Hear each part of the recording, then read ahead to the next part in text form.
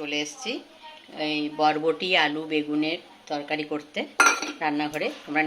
তোমরা সবাই কেমন আছো? নিশ্চয়ই খুব খুব ভালো আছো। আমি মোটামুটি আছি। তো দেখো এই যে কড়াই বসিয়ে দিয়েছি, এবার আমি তেল দিয়ে দিলাম। তেলটা বসিয়ে দিয়েছি, দিয়ে দেখো 5 ফোড়ন দিয়ে দিলাম। 5 ফোড়নটা একটু ভাজা হয়ে যায়।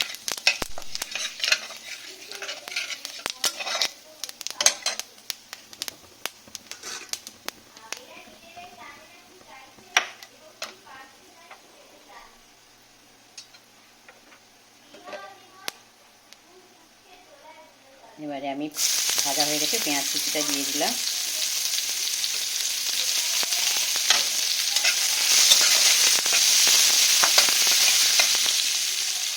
পরিমাণ মতো নুন দিলাম।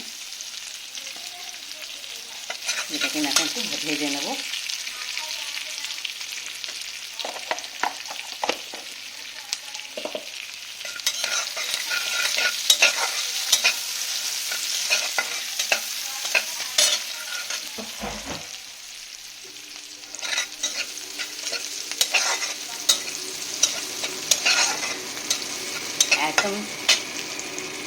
একদম সিম্পলভাবে রাঁধবো আমি এটা।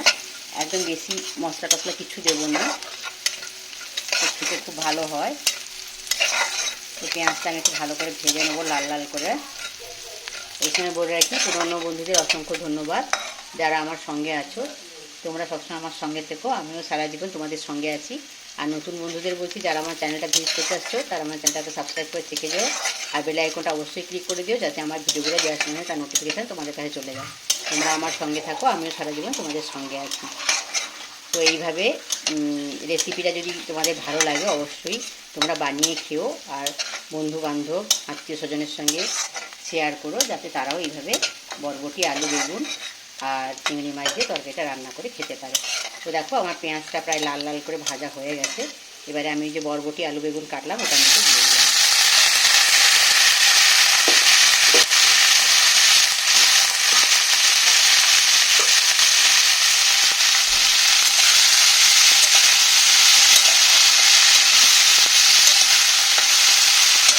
এবারে আমি দিয়ে দেবো একটু হলুদ, পরিমাণ মতো হলুদ, আর দিয়ে দেবো কাঁচা লঙ্কা। কাঁচা লঙ্কাগুলো আমি ছিঁড়ে রেখেছি।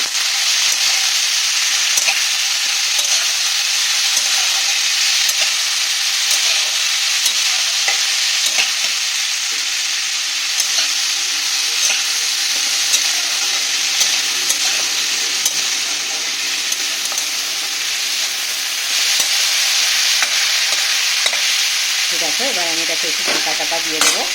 ঢাকা চাপা দিয়ে একটু কষিয়ে নেবো। ঢাকা চাপা দিয়ে কষিয়ে তারপরে আমি, দেখো বন্ধুরা, তোমাদের দাদাভাইকে চিংড়ি মাছ আনতে বলেছিলাম। তো তোমাদের দাদাভাই চিংড়ি মাছ এনেছিল। তো আমি আর মেয়েটা পান্তা দিয়ে খেয়েছি। পান্তায় চিংড়ি মাছটা মাখিয়ে পান্তা দিয়ে খেয়েছি। আর কয়েকটা চিংড়ি মাছ বেড়ে গেছিলো। চিংড়ি মাছগুলো বড় ছিল, তাই আমি ভাবলাম এই তরকারিটাতেই, বরবটি আলুর তরকারি বেগুনের তরকারিটাতে একটু চিংড়ি মাছগুলো দিয়ে দেবো। তাই ভাবলাম এখন কম আছে, তো চিংড়ি মাছগুলো যেহেতু বড় বড়, তাই আমি এটাকে দু টুকরো করে নিয়েছি চিংড়ি মাছগুলোকে। এই চিংড়ি মাছগুলো আমি ওই তরকারির মধ্যে দিয়ে দেবো। আর তোমরা তো জানোই যে কোনো তরকারিতে চিংড়ি মাছ যোগ করলে তার স্বাদ বদলে যায়। তাই ভাবলাম এই চিংড়ি মাছটা যখন আছে ওই তরকারিতে দিয়ে দেবো। তো ঠিক আছে। আর রাত্রেটা ওটা আর খাওয়া যায় না, সকালে নতুন করে করতে হয়, ওটাই তিনবার খাওয়া হয়। তো দেখো বন্ধুরা, এই যে আমার এটা কষানো প্রায় হয়ে এসেছে। বুঝতেই পারছো বেগুনগুলো সেদ্ধ হয়ে গেছে অনেকটাই, আলু বেশ কিছুটা সেদ্ধ হয়ে গেছে, বরবটি তো সেদ্ধ হয়েই গেছে। তো এবারে এখানে আমি জল দিয়ে দেবো। ঠান্ডা জলই দিয়ে দিচ্ছি, গরম জল করা নেই। তো তরকারিটা যেহেতু মাখা মাখা হবে, মানে মাখা মাখা মানে একদম শুকনো শুকনো হবে, তো বেশি জল আমার লাগবে না। যতটা জল লাগবে ততটা জলই আমি এখানে দিয়ে দিলাম। তো এই সময় এখানে আমি একটু অল্প করে, বরবটি যেহেতু মিষ্টি হয় তাই বেশি চিনি লাগবে না, হালকা একটু চিনি দিয়ে দিই।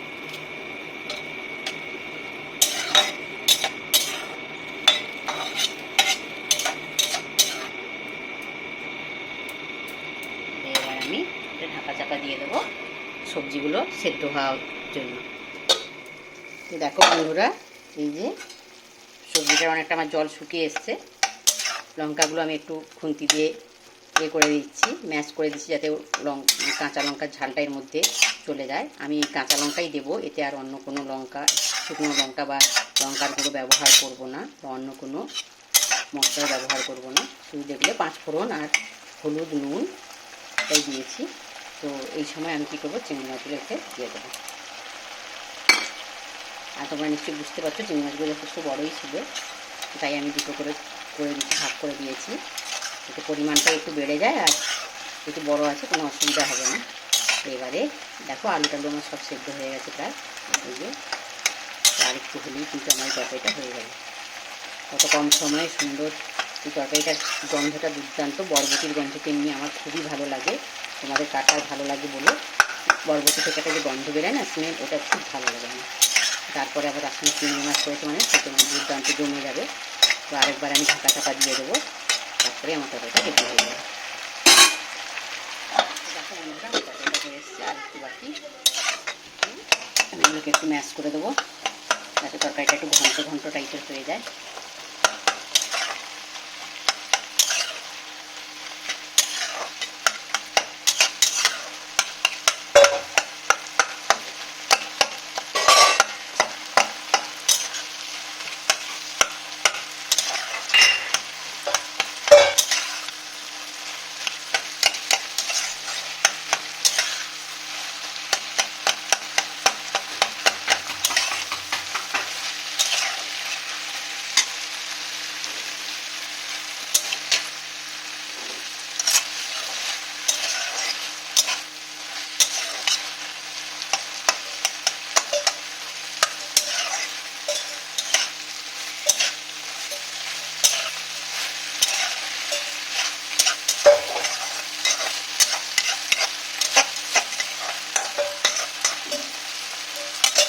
দেখো আমার তরকারিটা রান্না কমপ্লিট। এবার আমি গ্যাসটা অফ করে দেবো।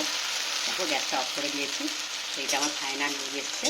তোমরা কিন্তু অবশ্যই কমেন্ট করে বলো যে বরবটি, আলু, বেগুন আর চিংড়ি মাছ দিয়ে যে তরকারিটা করলাম এটা কেমন হয়েছে, আর খেতে কেমন হয়েছে সেটা আমি পরে তোমাদের দাদাভাই আর আমার মেয়ে যখন খাবে তখন বলে দেবো। দেখো এটাই হচ্ছে ফাইনাল লুক। বন্ধুরা, এই যে মেয়ে খাচ্ছে, খেয়ে বলবে কেমন হয়েছে।